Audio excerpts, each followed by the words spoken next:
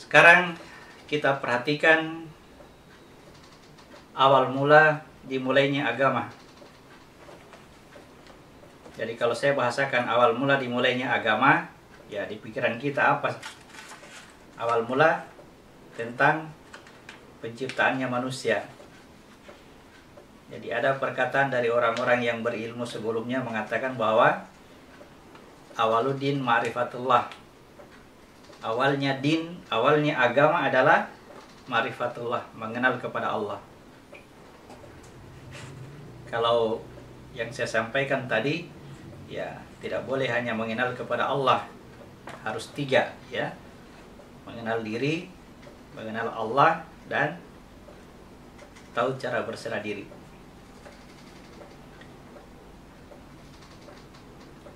Kita perhatikan awal mula mengenal kepada Allah. Setiap manusia pada awalnya mengenal kepada Allah. Kenapa? Karena terlahir dalam keadaan fitrah.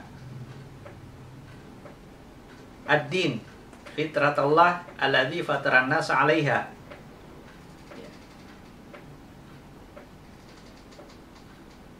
Baik, kita lihat ya. Awal mula manusia mengenal kepada Allah. Surat 7 ayat 172. Dan ingatlah ketika Tuhanmu mengeluarkan dari sulbi anak cucu Adam, keturunan mereka, dan Allah mengambil kesaksian terhadap roh mereka. Seraya berfirman, bukankah aku ini Tuhanmu? Mereka menjawab, betul, engkau Tuhan kami. Kami bersaksi. Kami lakukan yang demikian itu agar di hari kiamat kamu tidak mengatakan, sesungguhnya ketika itu kami lengah terhadap ini. Baik. Dari ayat ini ditunjukkan bahwa ada dua peristiwa atau dua kejadian pada saat penciptaannya manusia. Kejadian pertama adalah kejadian lahiriah, kejadian di dunia, ya, yang terikat oleh ruang dan waktu, yaitu ketika keluar dari tulang ekor atau sulbi atau punggung Bani Adam, keturunan mereka. Dalam hal ini yang disebutkan ini adalah penciptanya jasad. Ketika keluar dari sulbi mereka, dari sulbi anak cucu Adam, keturunan mereka, diambillah kesaksian terhadap anfus, di situ disebutkan terhadap anfus atau diri mereka. Jadi saya tidak mengambil terjemahan sebagai jiwa atau roh dari kata anfus ini, ya, karena ini juga akan menjadikan kita keliru memahaminya. Ada yang mengartikan anfus ini sebagai jiwa, ada juga mengartikan sebagai ruh. Seakan-akan inilah yang berjanji atau beralastu. Diambillah kesaksian terhadap jiwa mereka. Alastu birabbikum? Qalu bala syahidna. Apakah aku ini Tuhanmu? Mereka menjawab, betul engkau Tuhan. Ya. Kami menjadi saksi. Jadi dua peristiwa ini menunjukkan ya, dua macam agama, ya, dua macam agama pada diri kita. Yang pertama yang terpancar dari sulbi Bani Adam, keturunan mereka, inilah yang disebut dengan milah. Milah, agama nenek moyang. Ya, agama nenek moyang adalah cikal bakal penciptaannya jasad manusia. Di mana dalam hal menciptakan jasad manusia, ya, yang pertama yang harus dimiliki oleh para pencipta jasad ini adalah kekuatan hawa nafsu. dari kedua orang tua. Ya. Kalau tidak memiliki kekuatan hawa nafsu pada kedua orang tua ini, maka ini tidak akan bisa membentuk jasad. Ya, tidak akan bisa menciptakan jasad. Nah, disebut kekuatan hawa nafsu inilah yang bermakna dengan iblis, ya. Sehingga dibahasakan iblis itu duluan ada daripada Adam. Ya. Iblis duluan ada daripada Adam secara penciptaan jasad, secara penciptaan. Namun kemudian kita mesti ketahui bahwa Adam itu ada secara batiniah sebelum seluruh alam semesta yang lain ada. Adam dalam hal ini adalah bercerita tentang diri kita sendiri, supaya kita tidak keliru memaknai. Ya, saya langsung katakan bahwa ya, keberadaan jasad kita ini ya, didahului oleh iblis kita. Ya. Ada dulu iblis kita. Iblis itulah yang ada pada kedua orang tua kita. Dalam hal ini disebutkan sebagai agama nenek moyang. Ya. Adalah kekuatan hawa nafsu pada mereka yang menjadikan jasad ini tercipta. Baik, kita ketahui bersama bahwa ya, jasad tadi berasal dari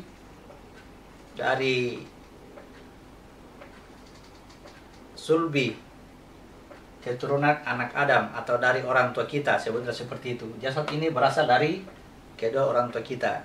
Sekarang yang menjadi pertanyaan adalah anfus ini dari mana tadi kok tiba-tiba langsung melakukan perjanjian? Ya. Tiba-tiba dia bersaksi. Dari mana asalnya anfus? Ya. Jadi anfus itu tidak berasal dari kedua orang tua kita. Ya. Ini yang harus kita perhatikan. Selama ini kita memahami bahwa anfus atau diri kita itu adalah berasal dari kedua orang tua kita. Karena setelah keluar dari sulbi ini keturunan mereka, lalu dikatakan diambil kesaksian terhadap anfus mereka, ada yang beranggapan bahwa anfus itu berasal dari kedua orang tua. Lalu kemudian terjadinya perjanjian itu adalah di dalam kandungan ibu. Itu keliru besar. Yang berasal dari kedua orang tua itu adalah jasad. Ya, jasad ini peristiwa lahiriah, dia terikat oleh waktu. Sedangkan anfus ini, diri ini peristiwa batiniah, dia tidak terikat ruang dan waktu. Ingatlah, ketika keluar terpancar dari orang tua kita, disebut situ anak cucu Adam, terpancar dari kedua orang tua kita, berarti ini peristiwa pembuatan jasad kita. Terpancarlah sperma dari bapak menuju ovum, sel telur dari ibu. Ya. Pada akhirnya ini adalah jasad. Karena saya tidak pintar menggambar orang, saya kasih simbol. Atau ya kalau perempuan saya kasih gambar ini. Salah satunya, apakah hasil dari pertemuan sperma dengan ovum ini melahirkan jasad laki-laki atau jasad perempuan? Jadi peristiwa ini yang pertama saya sebut lahiriah, peristiwa nyata, peristiwa benda wujud, ya. peristiwa materi, pekerjaannya jelas dilakukan oleh ibu dan bapak kita. Oke. Di sisi lain, diambil kesaksian terhadap ada yang mengartikan jiwa, ada yang mengartikan roh. Tadi diartikan roh, sini diartikan jiwa. Ini bahasa Arabnya itu anfus. Anfus ini lebih baik kalau saya artikan diri. Diri. Diambillah kesaksian terhadap diri mereka. Artinya pada saat itu aku, diriku ini, aku bersaksi di hadapan Tuhan, berjanji di hadapan Tuhan. Jadi yang diambil kesaksian adalah diri. Nanti pertanyaannya nanti kemudian, apakah diri yang dimaksud itu bentuknya roh, dalam kondisi roh, ataukah dalam kondisi jiwa? Jiwa ini, kalau kita ambil bahasanya ini, bahasa kata jiwa ini, kalau kita ambil bahasa yang umum kita dengar, sering kita dengar jiwa dan raga. Manusia ini kita ini terdiri dari jiwa dan raga. Ya. Jadi jiwa itu yang paling dekat dengan jasad, yang paling dekat dengan raga. Paham? Jadi sesudah jasad ini, di dalamnya itu ada jiwa. Oke? Apakah jiwa yang mengambil perjanjian, yang berjanji, yang dekat dengan raga kita ini? Tanda tanya dulu. Kira-kira bisa dia berjanji ini? Habis jasad ada jiwa. Sesudah jiwa ada lagi yang paling halus, namanya roh. Karena roh ini dari Allah, ini tiupkan roh, supaya lebih halus lagi dia. Roh. Apakah roh ini yang berjanji? Apakah roh yang berjanji, yang beralas itu tadi? Tanda tanya juga. Antara jasad dengan diri. Jasad ini sumbernya jelas, asalnya jelas. Ya, dari ibu dan bapak. Pertanyaannya, dari mana ini? Dari mana ini diri? Kok tiba-tiba dia berhadapan dengan Tuhan? Dari mana dia? Surah keempat, ayat 1. Surah An-Nisa ayat 1. Wahai manusia, bertakwalah kepada Tuhanmu yang telah menciptakan kamu dari diri yang satu atau Adam, dan Allah menciptakan pasangannya Hawa dari dirinya, dan dari keduanya Allah memperkembangbiakkan laki-laki dan perempuan yang banyak. Bertakwalah kepada Allah yang dengan namanya kamu saling meminta, dan peliharalah hubungan kekeluargaan. Sesungguhnya Allah selalu menjaga dan mengawasi. Hai manusia, bertakwalah kepada Tuhanmu yang telah menciptakan kamu dari mana? Nafsun wahidah, diri yang satu. Alif, diri yang satu, nafsun wahidah. Oke? Ternyata Allah menciptakan seluruh manusia sumbernya dari nafsun wahidah, diri yang satu. Siapa itu nafsun wahidah? Siapa nafsun wahidah? Gitu ya? Atau apa ini nafsun wahidah? Kok saya berasal dari sini?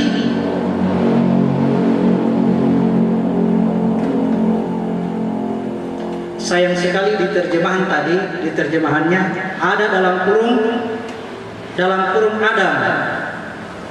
Ya. Jadi ada yang mengartikan bahwa nafsun wahidah ini, diri yang satu ini Adam. Ya. Pertanyaannya, apakah Adam itu manusia? Manusia juga. Ayatnya, wahai sekalian manusia. Nabi Adam manusia atau bukan? Berarti, wahai sekalian manusia termasuk Nabi Adam, aku telah menciptakan kamu Adam dari diri yang satu, nafsun wahidah. Siapa itu diri yang satu? Kalau diri yang satu berarti tunggal. Diri yang satu berarti tidak ada pasangan. Sepakat ya? Nama saja diri yang satu berarti tidak ada pasangan. Oke? Nah, kita baca surat 36 ayat 36. Maha suci dalam kurung Allah yang telah menciptakan semuanya berpasangan-pasangan, baik dari apa yang ditumbuhkan oleh bumi dan mereka sendiri, maupun dari apa yang tidak mereka ketahui. Ya. Maha suci Allah yang telah menciptakan semuanya berpasang-pasangan. Allah menciptakan semuanya berpasang-pasangan, baik yang ada di bumi, yang ada di langit, ataupun apa yang kita tidak ketahui. Ketika Allah menciptakan sesuatu pasti berpasangan. Ya, begitu ya. Kalau dia menciptakan sesuatu pasti berpasangan. Lalu Allah mengatakan nafsun wahidah, diri yang satu. Ada pasangannya? Tidak ada. Diri yang satu, nafsun wahidah, tidak ada pasangannya. Kalau tidak ada pasangannya, berarti dia bukan ciptaan. Begitu. Ini bukan ciptaan. Kalau dia bukan ciptaan, pasti kalau dia pencipta adalah, apakah dia ini Allah? Apakah dia ini Tuhan? Tuhan tidak menyebut ini Allah. Tuhan tidak menyebut ini Tuhan. Dia mengatakannya diri yang satu. Tidak bisa disebut Allah, tidak bisa juga. Karena apa? Karena dia sendiri yang ngomong ini nafsun wahidah, diri yang satu, tidak ada pasangannya. Paham? Nah, ketika kondisinya ini bukan ciptaan, kondisinya ini diri yang satu tidak ada pasangannya atau belum ada pasangannya, keluarlah dari diri yang satu ini derita. Lihat aku dalam derita sekarang. Keluarnya itu dari nafsun wahidah, keluar dari diri yang satu. Pada saat ini, saya ulang. Dari diri yang satu yang bukan ciptaan tadi, keluarlah aku. Itu awal mulanya ada. Ketika pertama kali aku ada, pertanyaannya, apakah aku ciptaan? Coba. Ya. Dari diri yang satu keluar aku. Apakah aku ciptaan? Ingat tadi ini? Ingat surat 36 ayat 36? Segala sesuatu diciptakan berpasang-pasangan. Segala sesuatu diciptakan berpasang-pasangan. Apakah aku ciptaan? Surat 76 ayat 1. Al-Insan ayat 1. Bukankah pernah datang kepada manusia waktu dari masa yang ketika itu belum merupakan sesuatu yang dapat disebut? Ada suatu ketika kamu belum bisa disebut sesuatu. Belum bisa disebut. Allah menciptakan segala sesuatu, pasangan. Allah menciptakan segala sesuatu. Pernah ada masa ketika itu kamu tidak dapat disebut sesuatu. Berarti aku belum dicipta. Tapi sudah ada. Aku belum dicipta. Aku belum dicipta. Tidak dapat disebut sesuatu. Tidak dapat disebut jiwa. Tidak dapat disebut roh. Tidak bisa. Jiwa tidak bisa berjanji mau datang sama Tuhan, berani datang sama Tuhan, pasti hancur binasa. Roh berani datang sama Tuhan, hancur binasa. Semua ini hanya mampu berlingkar di sekeliling arsnya Tuhan. Itu yang paling tinggi. Tidak bisa masuk ke dalam beralas cuma berjanji. Jadi siapa aku yang berjanji? Siapa aku yang berjanji? Bukan ciptaan. Tetapi tidak bisa juga disebut bahwa dia Tuhan. Tidak bisa. Jangan disebut. Karena apa? Karena dia tidak boleh disebut. Oleh karena dia tidak boleh disebut, ya, oleh karena dia tidak boleh disebut, tidak bisa dinamakan sesuatu, maka saya kasih nama rahasia. Sepakat? Rahasia. Kenapa saya sebut rahasia? Karena dia tidak bisa disebut. Jangan dikomplain, katanya tadi tidak bisa disebut. Ujung-ujungnya dia bisa sebut juga. Apa sebutannya? Rahasia apa ini? Justru karena dia tidak bisa disebut, makanya saya kasih nama rahasia. Pada saat itu dia tidak disebut sebagai ciptaan. Oleh karena tidak disebut sebagai ciptaan, maka dia berjanji di hadapan, beralas tuh di hadapan Tuhan. Apakah aku ini Tuhanmu? Betul, enggak Tuhan. Kenapa bisa terjadi? Oh begini, harusnya salah satunya hancur, salah satunya rusak. Kenapa? Satu dimensi, satu apa namanya kira-kira ya, satu ukuran, satu keadaan, satu kondisi di mana dua-duanya tidak dapat disebut sebagai sesuatu. Bisa. Ingat ini yang saya cerita ini dalam cerita ini sekarang. Ini aku yang ada tinggal di dalam ini sekarang, tinggal di dalam jasad ini, tinggal di dalam. Dengan proses yang sebentar dicerita, bagaimana proses sampai dia bisa masuk ke dalam jasad.